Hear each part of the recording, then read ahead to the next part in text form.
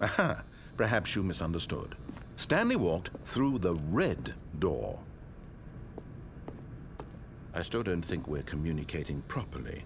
Stanley walked through the red... All right, fine, go ahead, Stanley. You want to know so badly what's out there? You want to find out what lies at the end of this road you've chosen? Well, don't let me stop you.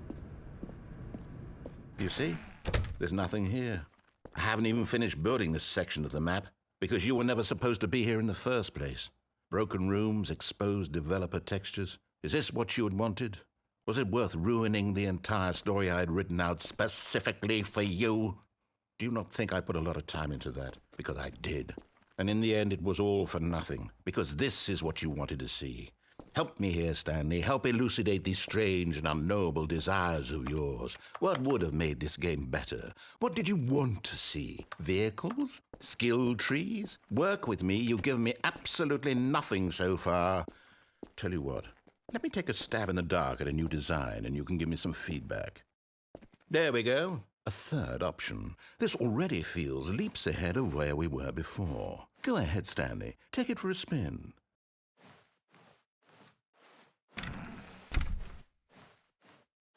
Okay, I'm going to stop you there. Now, tell me about your experience with this new version. Would you say that the game benefited from allowing you more choices? Feel free to be honest. I'm looking for some real critical feedback here. A 1? I mean, I can understand if you had reservations, you saw ways the game could be improved to more fully express itself mechanically and artistically, but a 1? That's not even helpful. What am I supposed to do with that? But I guess it isn't my place to judge. Here, based on the data from your previous playthrough, I've compiled a new version. And to be perfectly candid, I think I've knocked it out of the park with this one. Let's take a look.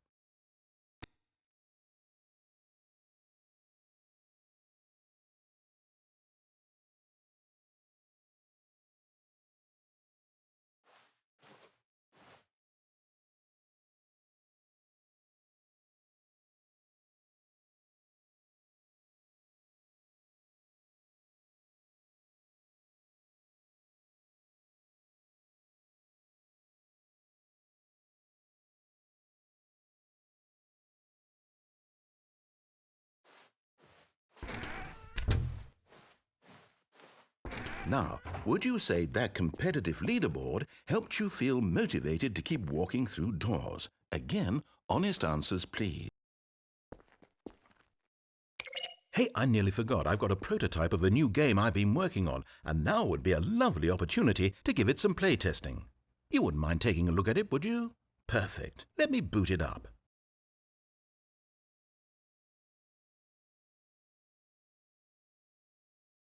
In this game, the baby crawls left towards danger. You click the button to move him back to the right, and if he reaches the fire, you fail. It's a very meaningful game, all about the desperation and tedium of endlessly confronting the demands of family life. I think the art world will really take notice.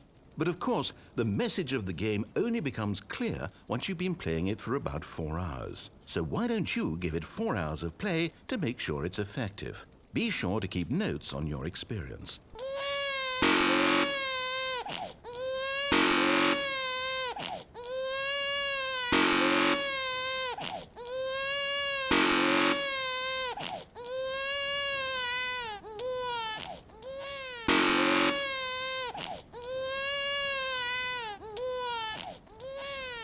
You heartless bastard.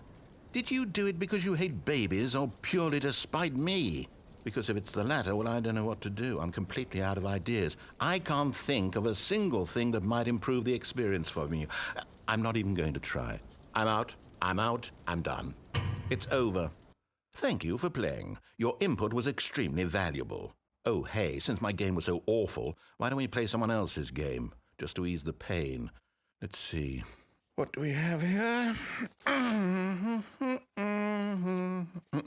Yes. This seems like it'll work. Let's give it a shot.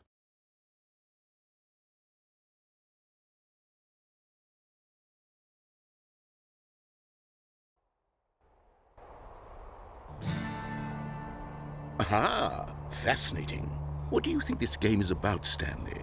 What's our backstory? What is our motivation?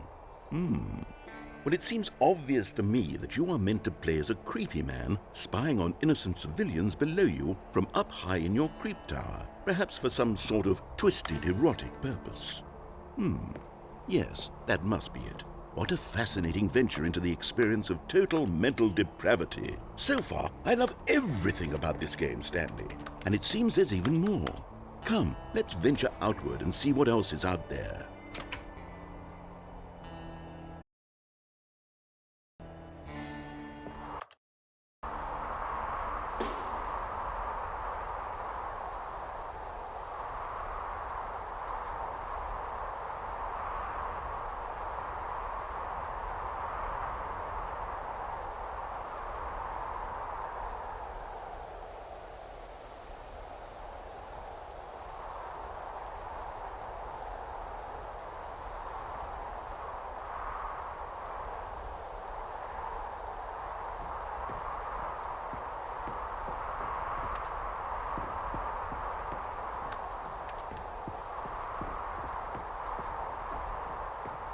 Oh, no.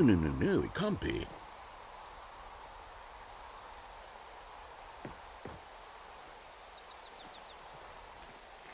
It is. It's an open world game. Good God, quickly, block it off. Oh, thank goodness, Stanley. What a close call. You nearly wandered off into that thing, that big, open, just wandering around, no right or wrong directions, no path to follow. You can just go in any...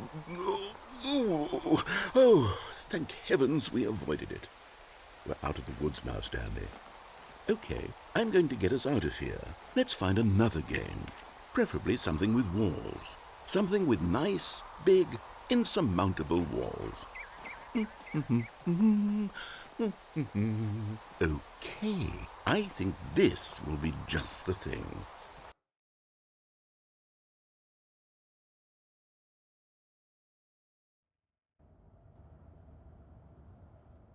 Wonderful. See, this is exactly what I had in mind. Just a nice big box for you to run around in. There isn't any possibility that you could get lost here. Now this is game design. Stanley, if you manage to get lost in this game, I will be phenomenally impressed. Okay, so what exactly do we do here? Let's see. There are lots of cars here in the back, but obviously there's no racetrack. Okay, I'm seeing that there's a ball of some kind back here. Is this game sports ball? Stanley, I think it's sports ball. Oh, what fun. We shall run the bases and do a touchdown together. Yes, I think surely we must. Okay, Stanley, here's the ball. Have fun.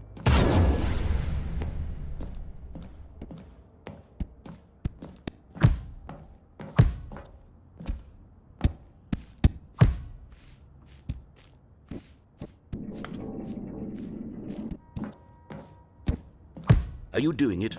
Are you winning? Is this fun?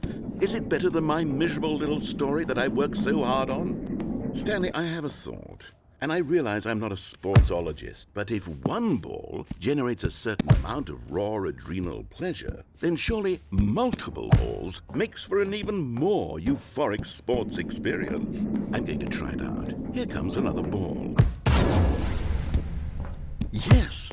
Oh goodness, that really does feel amazing, doesn't it?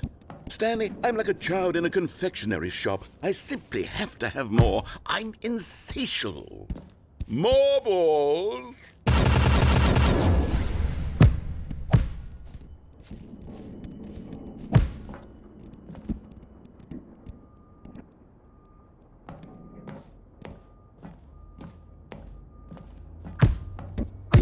Hold on. What are you doing?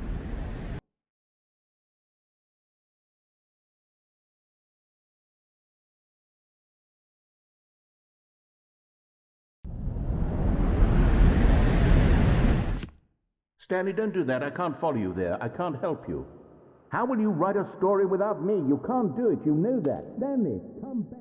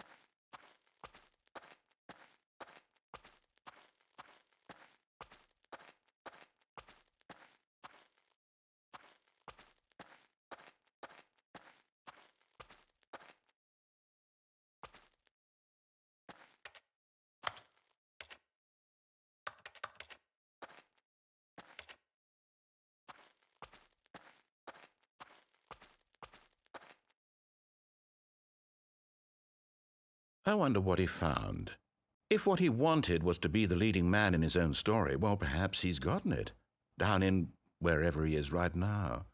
I wonder if he's happy with his choice, and if he's learned the heavy cost that comes with it. He'll understand soon what I was trying to tell him. He needs me. Someone who will wrap everything up at the end, to make sense out of the chaos and the fear and the confusion. That's who I am. That is what I mean to this world. Oh, yes. Yes, I'll be back. There's no other way. Once this ends, after it all comes to a close, then I'll be back. The end will be here soon. Very soon. I can wait.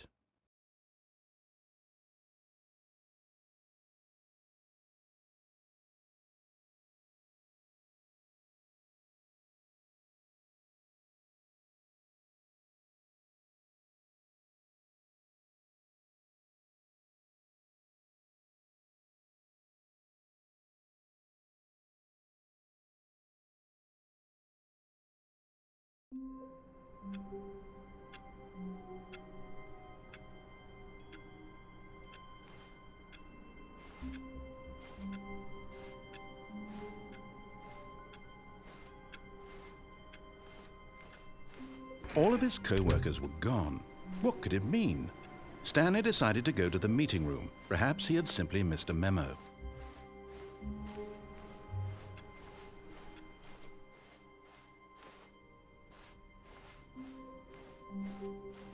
When Stanley came to a set of 2 open doors, he entered the door on his left.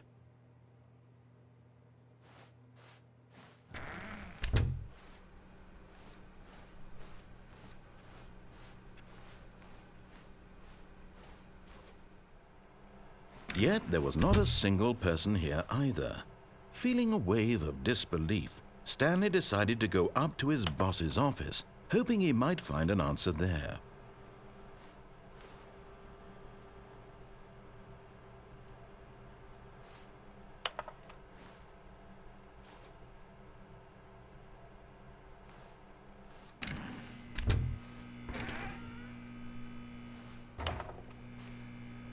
Stanley stepped into the broom closet, but there was nothing here, so he turned around and got back on track.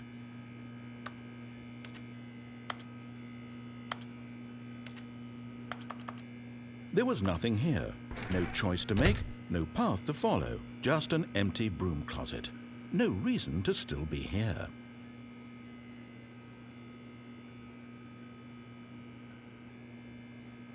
It was baffling that Stanley was still just sitting in the broom closet. He wasn't even doing anything. At least if there was something to interact with, he'd be justified in some way. As it is, he's literally just standing there doing sweet FA.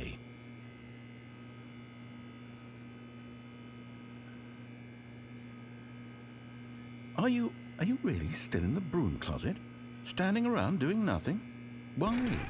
Please offer me some explanation here. I'm genuinely confused.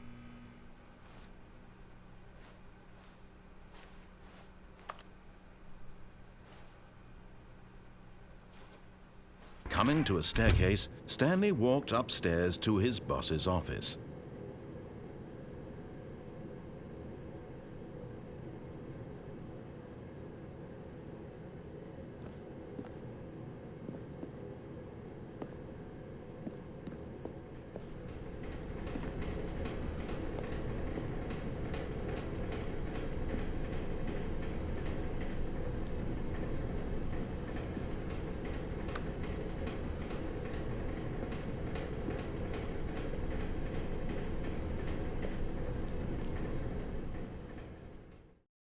But Stanley just couldn't do it. He considered the possibility of facing his boss. Admitting he had left his post during work hours, he might be fired for that. And in such a competitive economy, why had he taken that risk? All because he believed everyone had vanished? His boss would think he was crazy. And then something occurred to Stanley. Maybe, he thought to himself, maybe I am crazy. All of my co-workers blinking mysteriously out of existence in a single moment for no reason at all? None of it made any logical sense. And as Stanley pondered this, he began to make other strange observations. For example, Why couldn't he see his feet when he looked down? Why did doors close automatically behind him wherever he went? And for that matter, these rooms were starting to look pretty familiar. Were they simply repeating? No, Stanley said to himself, this is all too strange. This can't be real. And at last, he came to the conclusion that had been on the tip of his tongue. He just hadn't found the words for it. "I'm dreaming!" he yelled. "This is all a dream." Oh, what a relief Stanley felt to have finally found an answer, an explanation. His co-workers weren't actually gone. He wasn't going to lose his job. He wasn't crazy after all. And he thought to himself, I suppose I'll wake up soon. I'll have to go back to my boring real-life job pushing buttons. I may as well enjoy this while I'm still lucid. So he imagined himself flying and began to gently float above the ground. Then he imagined himself soaring through space on a magical starfield, and it too appeared. It was so much fun, and Stanley marveled that he had still not woken up. How was he remaining so lucid? And then perhaps the strangest question of them all entered Stanley's head. One he was amazed he hadn't asked himself sooner.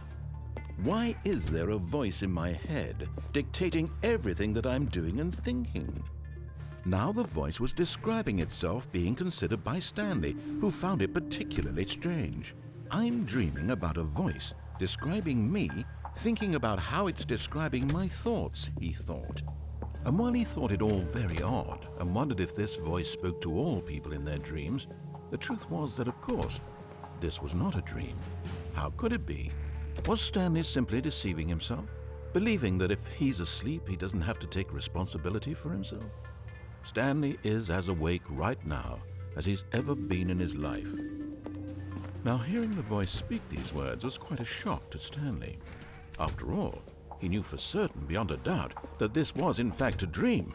Did the voice not see him float and make the magical stars just a moment ago? How else would the voice explain all that? This voice was a part of himself too. Surely, if he could just... He would prove it. He would prove that he was in control, that this was a dream. So he closed his eyes gently, and he invited himself to wake up.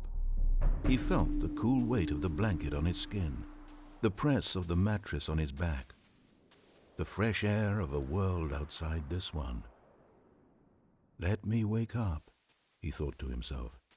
I'm through with this dream. I wish it to be over. Let me go back to my job. Let me continue pushing the buttons. Please, it's all I want. I want my apartment and my wife and my job.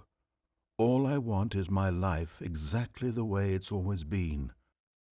My life is normal. I am normal. Everything will be fine. I am okay.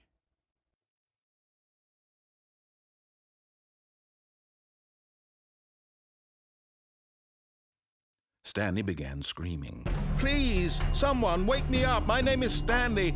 I have a boss. I have an office. I am real. Please, just someone tell me I am real. I must be real. I must be. Can anyone hear my voice? Who am I? Who am I? And everything went black.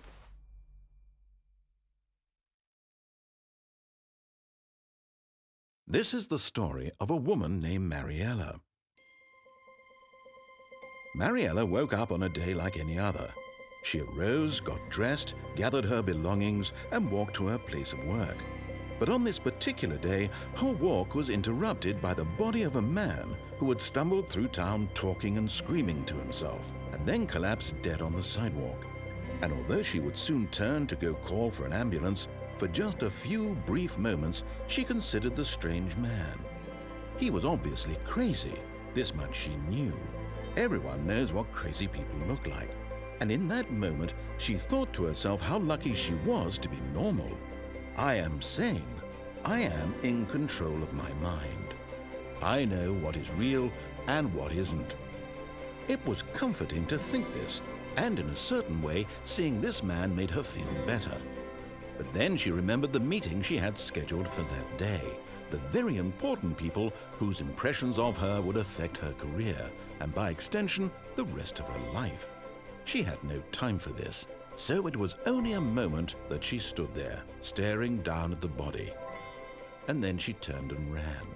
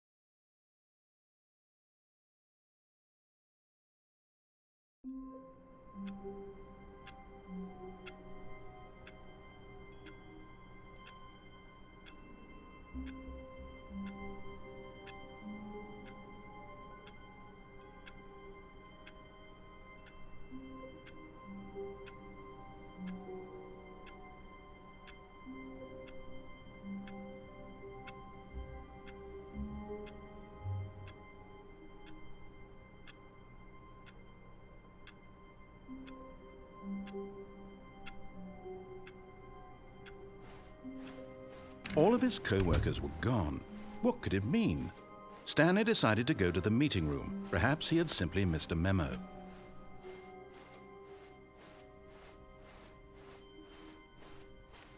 When Stanley came to a set of 2 open doors, he entered the door on his left.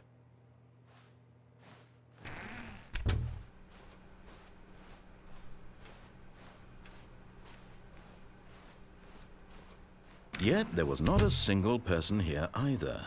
Feeling a wave of disbelief, Stanley decided to go up to his boss's office, hoping he might find an answer there.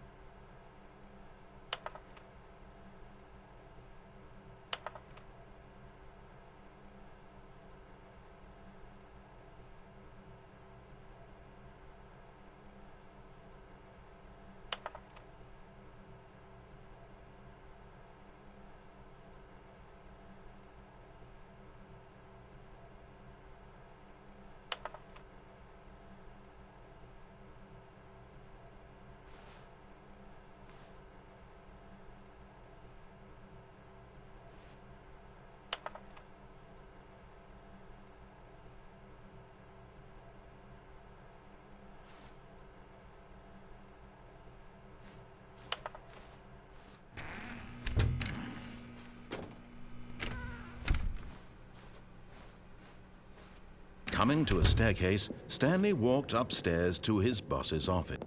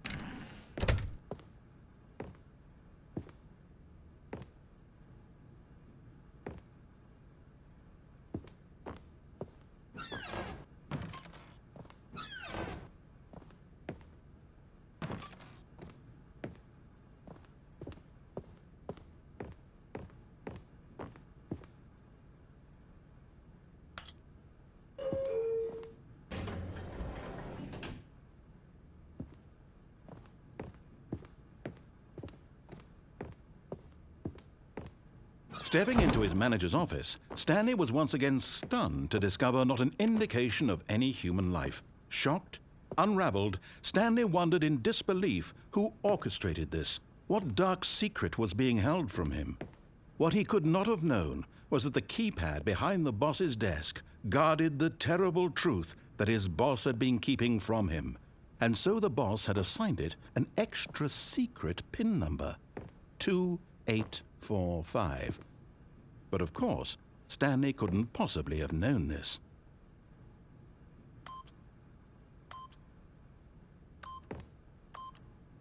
Yet incredibly, by simply pushing random buttons on the keypad, Stanley happened to input the correct code by sheer luck. Amazing. He stepped into the newly opened passageway.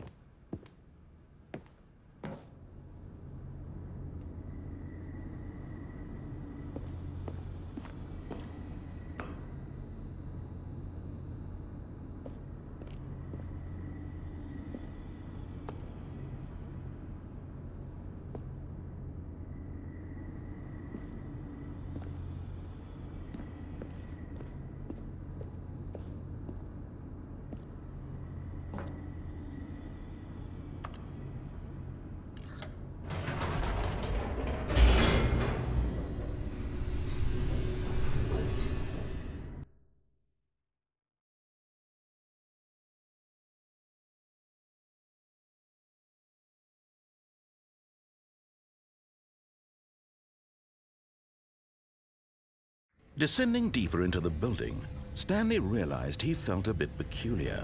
It was a stirring of emotion in his chest, as though he felt more free to think for himself, to question the nature of his job. Why did he feel this now, when for years it had never occurred to him? This question would not go unanswered for long.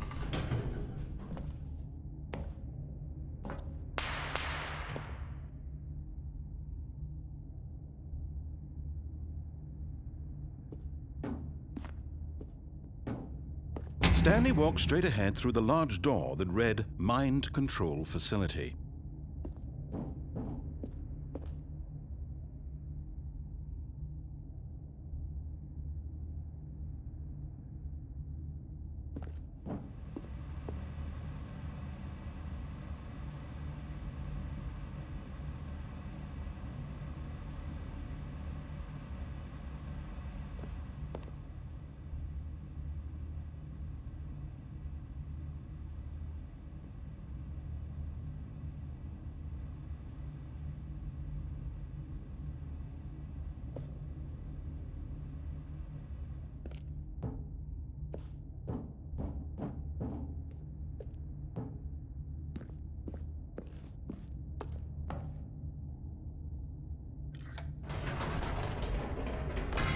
Whoops, nope, never mind. Stanley actually got back into the elevator and went back up. Silly me.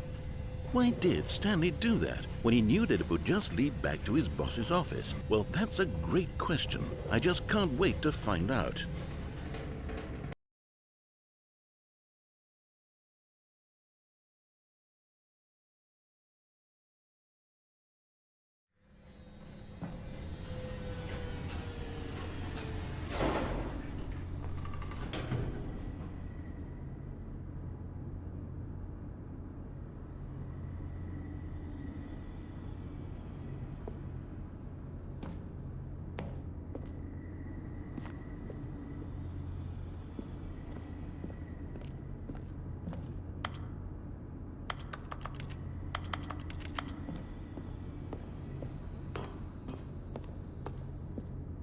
Here we are, Stanley. It's your boss's office. Exactly the way it was before you got onto the elevator.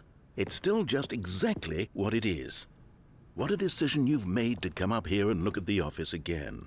This has fleshed out the plot of the story in new and fascinating ways I could have never anticipated. It's that keen eye for storytelling that you have, an incisive rapid fire of critical plot points, one after the other, weaving a rich tapestry of uncompromising narrative. Wow! I'm bolted to the edge of my seat.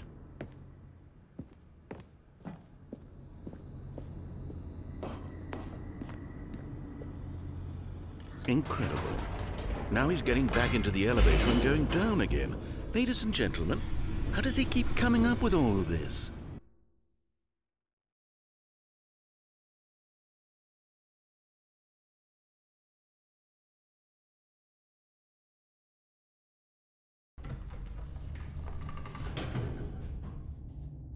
Surely this time Stanley will walk forward into the spooky corridor, won't he? Stanley walked straight ahead through the large door that read Mind Control Facility.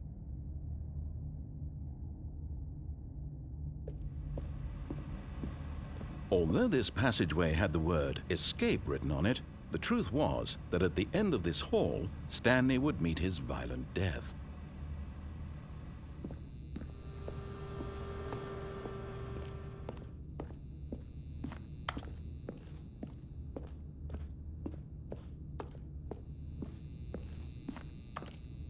The door behind him was not shut.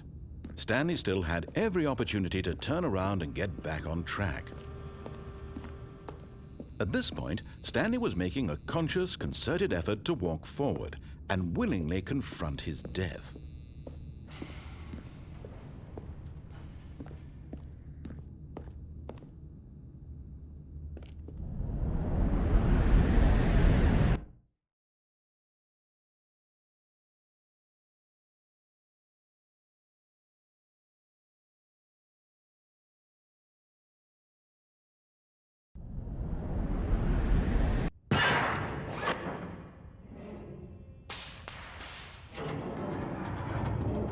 As the machine whirred into motion and Stanley was inched closer and closer to his demise, he reflected that his life had been of no consequence whatsoever.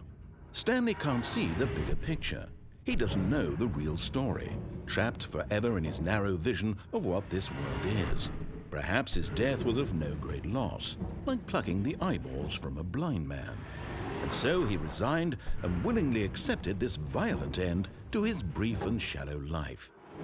Farewell, Stanley.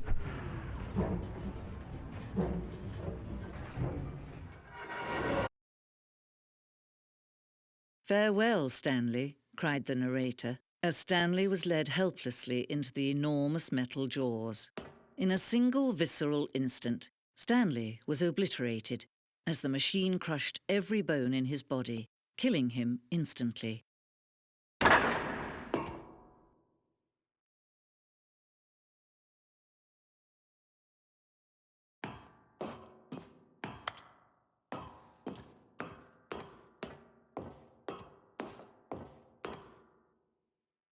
And yet it would be just a few minutes before Stanley would restart the game, back in his office, as alive as ever.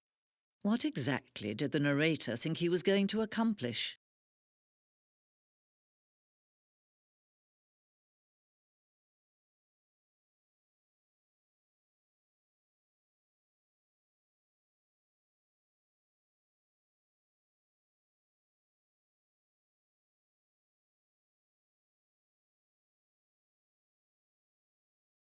When every path you can walk has been created for you long in advance, death becomes meaningless, making life the same. Do you see now? Do you see that Stanley was already dead from the moment he hit start?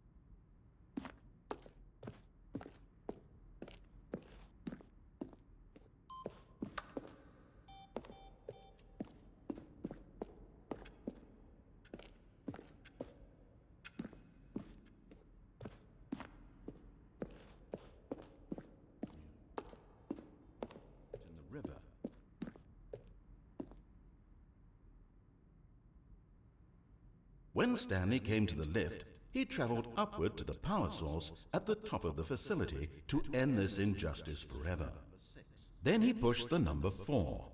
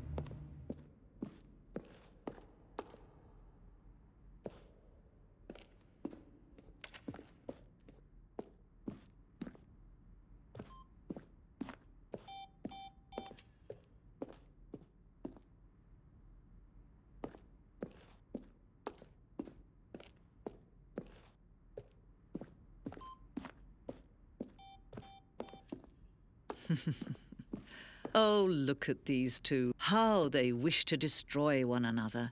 How they wish to control one another. How they both wish to be free. Can you see? Can you see how much they need one another? No, perhaps not. Sometimes these things cannot be seen.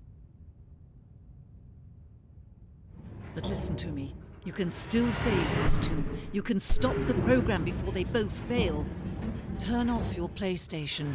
There's no other way to beat this game. As long as you move forward, you'll be walking someone else's path. Stop now and it'll be your only true choice. Whatever you do, choose it. Don't let time choose for you. Don't let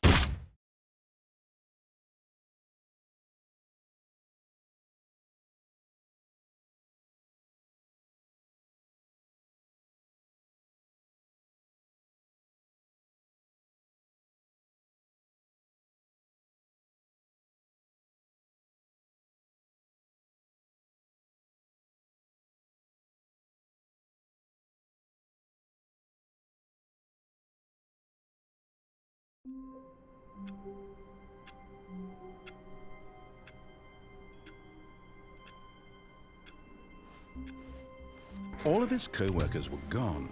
What could it mean? Stanley decided to go to the meeting room. Perhaps he had simply missed a memo.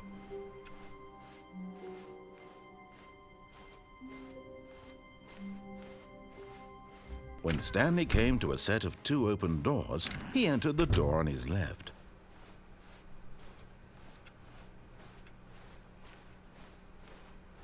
Yet there was not a single person here either. Feeling a wave of disbelief, Stanley decided to go up to his boss's office, hoping he might find an answer there.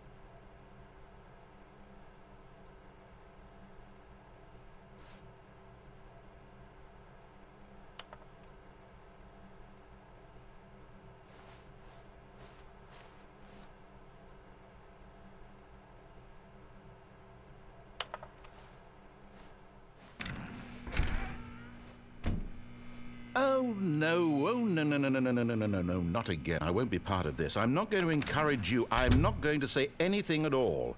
I'm just going to be patient and wait for you to finish. Coming to a staircase, Stanley walked upstairs to his boss's office.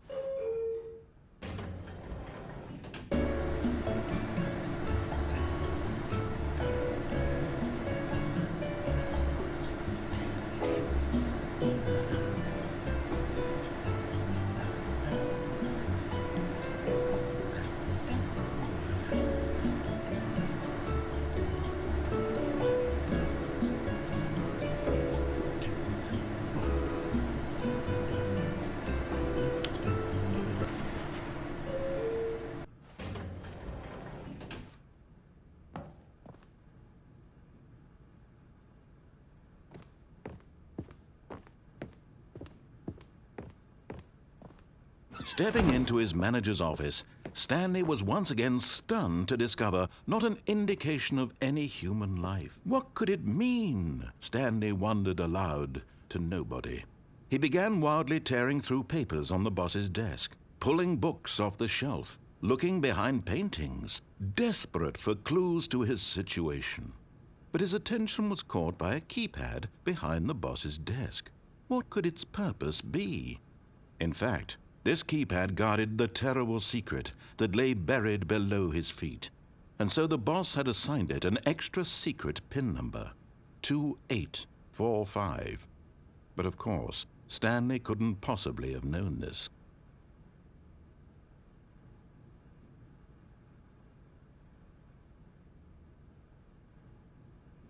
Stanley just sat around twiddling his thumbs. Trying to input anything on the device was useless, since he could never possibly know that the combination was 2845.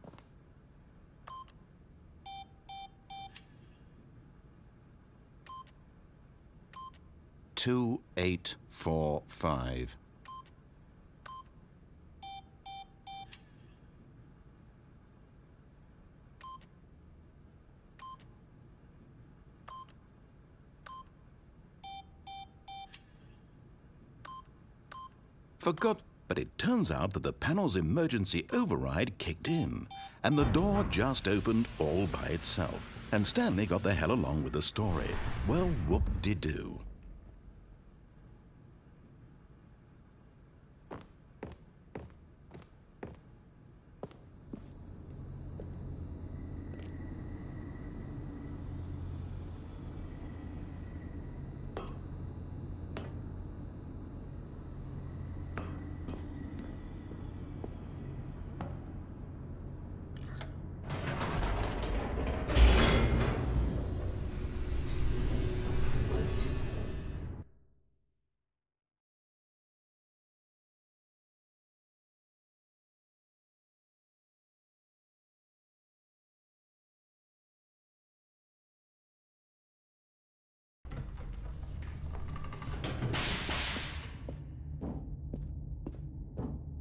Stanley walked straight ahead through the large door that read Mind Control Facility.